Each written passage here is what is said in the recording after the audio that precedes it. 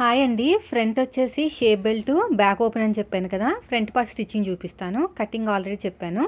Main dot షోల్డర్కి తిన్నగా వేసేసుకోవాలి. ఇలాగా షోల్డర్కి తిన్నగా.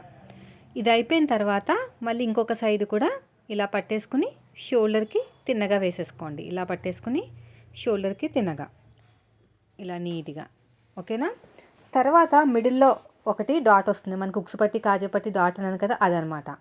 స్టార్టింగ్లో సన్నగా తీసుకుని ఇలాగ కొద్దిగా పాదమించుతోటి ఎండింగ్లో సన్నగా తీసుకోవాలి. అంతే.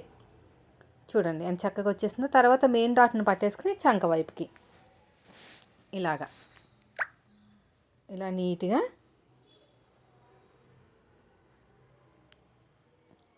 తర్వాత వచ్చేసి ఉక్సుపట్టి కాజాపట్టి దగ్గరున్న డాట్ అంతే. చూడండి ఎంత చక్కగా వచ్చేసిందో. షేప్ అనేది ఫుల్ వీడియో ఉంది, కావాలంటే చూడండి. వీడియో నచ్చితే లైక్ చేయండి. Thank you.